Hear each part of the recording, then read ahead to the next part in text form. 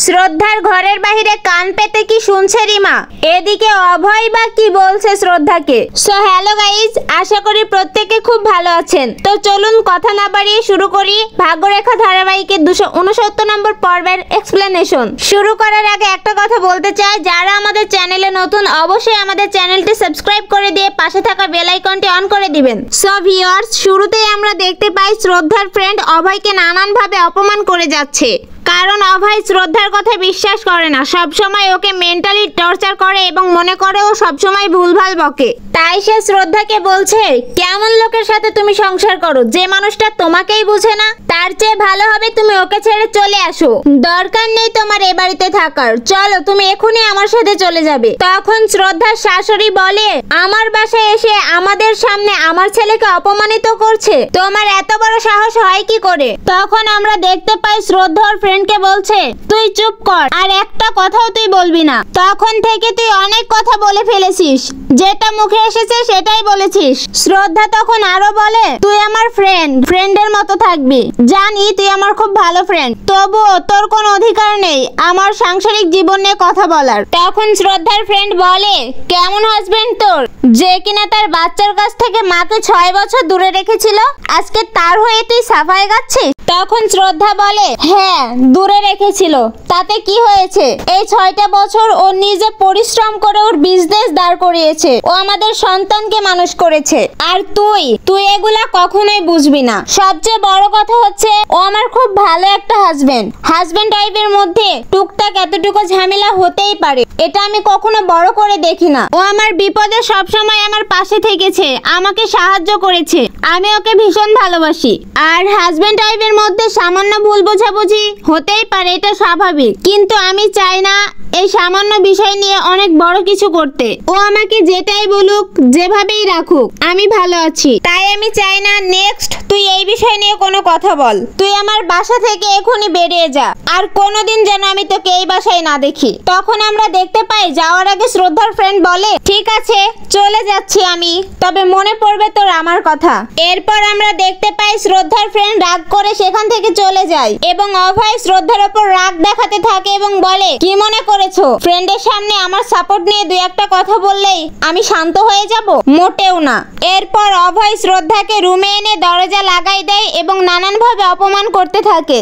কি মনে হয় তোমার আমাকে, আমি মানুষ না, এভাবে তোমার ফ্রেন্ডকে ডেকে আমাকে অপমানিত করবে? আমি কি কিছু বুঝি না? তখন শ্রদ্ধা বলে, কি বলছো তুমি এসব, ওগুলো বাদ দাও, ওর হয়ে আমি তোমার কাছে মাফ চেয়ে নিচ্ছি, আর এভাবে তুমি আমার সাথে চিল্লাচিল্লি করতে পারো না। এর পরের দৃশ্যে আমরা দেখতে পাই রিমা শ্রদ্ধার রুমের বাহিরে দাঁড়ায় আছে এবং দরজাতে কান পেতে কথা শুনছে, আর মনে মনে বলছে, শ্রদ্ধা মাত্র তো শুরু। ঠিক সেই মুহূর্তে শ্রদ্ধা রুমের দরজা খুলে দেয় এবং রিমা নিচে পড়ে যায়। রিমাকে এই অবস্থায় দেখে শ্রদ্ধা জিজ্ঞেস করে, তুমি এখানে কি করছিলে? তখন রিমা কথা ঘুরিয়ে বলে, আসলে ম্যাম, কালকে সানভির জন্য কি টিফিন রেডি করব সেটাই জানতে এসেছিলাম, আগে থেকে রেডি করে রাখতাম। তখন শ্রদ্ধা রিমাকে বলে, এতদিন যেহেতু আমি রেডি করতে পেরেছি, বাকি দিনগুলো আমিই পারবো, তোমাকে আর এ বিষয় নিয়ে ভাবতে হবে না, তুমি এখন চলে যাও। এ কথা বলার পরে শ্রদ্ধা ওখান থেকে চলে যায়। আর এদিকে আমরা দেখতে পাই রিমা কাকে যেন একটা ফোন করছে, হেসে হেসে কথা বলছে আর তাকে জানাচ্ছে, এদিকে তো খেলা শুরু হয়ে গেছে, তুমি শুধু দেখতে থাকো। এর পরের দৃশ্যে আমরা দেখতে পাই সানভি তার রুমে পড়াশোনা করছিল এবং ওই মুহূর্তে রিমা তার রুমে গেছে। সানভি তখন রিমাকে বলে, জানো আন্টি, আমার সব হোমওয়ার্ক করা হয়ে গেছে, এবার বলো তুমি কখন আমার পায়েল মায়ের সাথে দেখা করিয়ে দিবে? তখন রিমা বলে, দিব তো মা, আমি তো তোমাকে তোমার পায়েল মায়ের সাথে দেখা করিয়েই দিব, তবে সেটা তো আজকে না। তখন দেখা যায় সানভি মন খারাপ করে এবং জেদ ধরে, না আমি আজকেই পায়েল মায়ের সাথে দেখা করব, তুমি যদি আজকে আমাকে পায়েল মায়ের সাথে দেখা করিয়ে না দাও তাহলে কিন্তু আমি কান্না করব। তখন রিমা সানভিকে বিভিন্নভাবে বোঝাতে থাকে, আমি তো দেখা করিয়েই দেব, তোমার পায়েল মাও তো তোমার সাথে দেখা করতে চায়। তুমি কি জানো সানভি, তোমার পায়েল মা তোমার জন্য একটা গিফট পাঠিয়েছে? তখন সানভি বলে, কি বলো, আমার পায়েল মা আমার জন্য গিফট পাঠিয়েছে? সত্যি বলছো আন্টি? তখন রিমা বলে, হ্যাঁ সত্যি বলছি, কারণ তোমার পায়েল মা তোমাকে ভীষণ ভালোবাসে। এদিকে রিমা সানভিকে এসব কিছু বলছিল, আর ওদিকে শ্রদ্ধা আর অভয় সানভির রুমের দিকে আসছিল।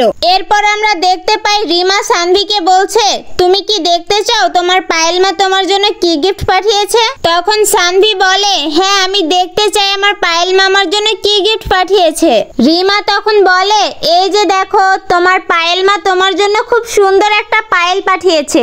এরপর রিমা সানভিকে বসিয়ে দেয় এবং পায়েলটা ওর পায়ে পরিয়ে দেয়। ঠিক সেই মুহূর্তে আমরা দেখতে পাই শ্রদ্ধা ওখানে চলে এসেছে এবং সানভির পায়ে পায়েল দেখে সানভিকে প্রশ্ন করছে, এই পায়েল তোমাকে কে দিয়েছে? সানভি তখন বলতেই যাবে, ঠিক ওই মুহূর্তে রিমা কথা ঘুরিয়ে বলে, ম্যাম আমি সানভিকে এটা গিফট করেছি। আমার কাছ থেকে তো ও একটা গিফট পেতেই পারে, যেহেতু ও এত সুন্দর করে পড়াশোনা করছে। তখন শ্রদ্ধা সানভিকে বলে, ঠিক আছে মা, রাত অনেক হয়েছে, তুমি ঘুমিয়ে পড়ো। সানভি তখন বলে, ঠিক আছে, আমার বুকগুলো একটু দেখে নি। এরপর শ্রদ্ধা রিমাকে বলে, এবার যেটা করেছো করেছো, নেক্সট টাইম সানভিকে কোনো কিছু দিতে হলে আগে আমাকে জিজ্ঞেস করবে। রিমা তখন মনে মনে বলে, শ্রদ্ধা তোমার খেলা তো এখানেই শেষ, তুমি আর কিছুই করতে পারবে না। শ্রদ্ধার আড়ালে রিমা কি ষড়যন্ত্র করে বেড়াচ্ছে শ্রদ্ধার বিরুদ্ধে। এর পরবর্তীতে কি ঘটেছে দেখতে চাইলে কমেন্ট করুন নেক্সট এপিসোড লিখে। দেখা হবে পরবর্তী এপিসোড নিয়ে। সেই পর্যন্ত সবাই ভালো থাকুন, সুস্থ থাকুন, আর ভিডিওটিতে একটি লাইক করুন।